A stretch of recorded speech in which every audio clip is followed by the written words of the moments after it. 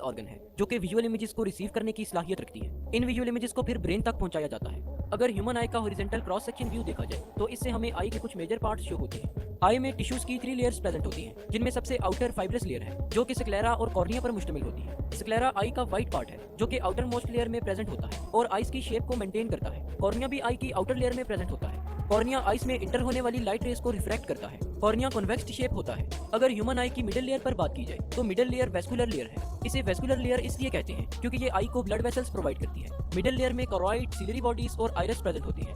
Choroid चॉकलेटी brown colour का होता है। लाइट आई में इंटर होने के बाद रेटिना में प्रेजेंट सेंसरी रिसेप्टर्स को स्टिमुलेट करती है और फिर कोरॉइड में एब्जॉर्ब हो जाती है। सिलरी बॉडीज कोरॉइड से एंटीरियरली कंटिन्यू हुई होती है और इनमें सिलरी मसल्स भी प्रेजेंट हैं। सिलरी मसल्स स्फिंक्टर्स पर मुश्तमिल होते हैं। आई में प्रेजेंट लेंस भी सिलरी बॉडीज से अटैच्ड होता है। लेंस की अटैचमेंट सस्पेंसरी लिगामेंट्स के थ्रू होती है। आई की मिडिल लेयर में आइरिस भी प्रेजेंट है। आइरिस आई का विजिबल पार्ट है और ये डिफरेंट पीपल में डिफरेंट कलर का होता है। आइरिस कॉर्निया के बिहाइंड और लेंस के फ्रंट पर प्रेजेंट है।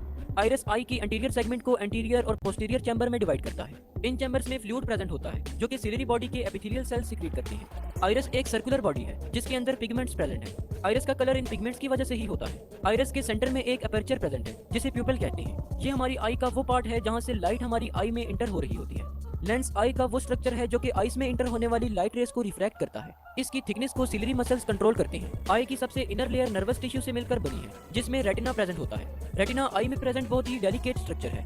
इसके अलावा लाइट सेंसिटिव रेटिना में कुछ सेल्स प्रेजेंट होते हैं जिन्हें कॉन्स एंड रॉड सेल्स कहते हैं। रॉड्स एंड कॉन्स में कुछ और फिर इन नर्व इम्पल्सेस को ब्रेन की तरफ सेंड कर दिया जाता है।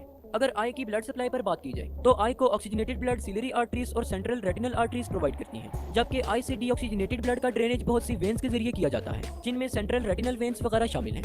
लाइट कॉर्निया के जरिए से आई में इंटर होती है। कॉर्निया आइरिस और प्यूपिल के फ्रंट पर प्रेजेंट एक कर्व्ड लेयर है। कॉर्निया एक प्रोटेक्टिव कवरिंग के तौर पर काम करती है। कॉर्निया से पास होने के बाद लाइट प्यूपिल से पास होती है।